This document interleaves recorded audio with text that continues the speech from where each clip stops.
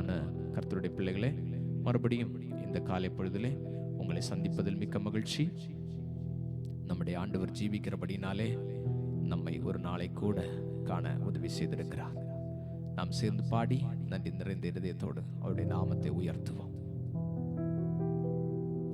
யெகோவா ராஃபா, யெகோவா ராஃபா, சுகம் தந்தீரே நன்றி ஐயா. யெகோவா ராஃபா, யெகோவா ராஃபா, சுகம் தந்தீரே நன்றி ஐயா. சுகம் தந்தீரே நன்றி ஐயா. சுகம் தந்தீரே நன்றி ஐயா. உம்மை முழு உள்ளத்தோடு ஆராதிப்பேன், முழு பலத்தோடு அன்பு கூறுவேன்.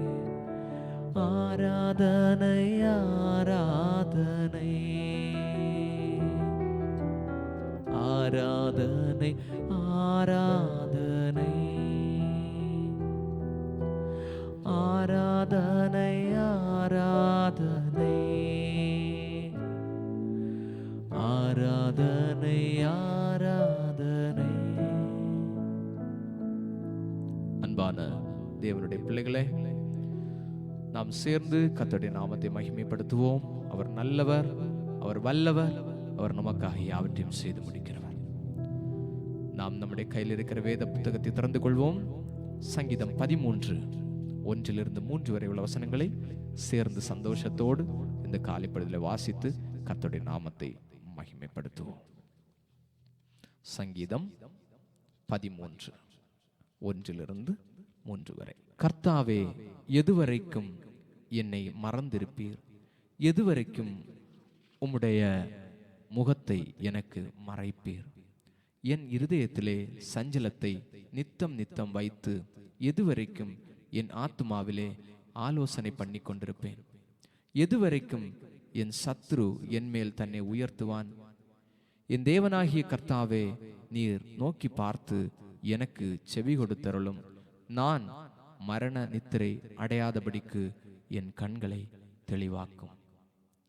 அன்பான தேவனுடைய பிள்ளைகளே, சங்கீதக்காரன் இப்படி சொல்லுகிறார், ஆண்டவரே, நான் மரண நித்திரை அடையாதபடிக்கு என்னுடைய கண்ணை தெளிவாக்கும்.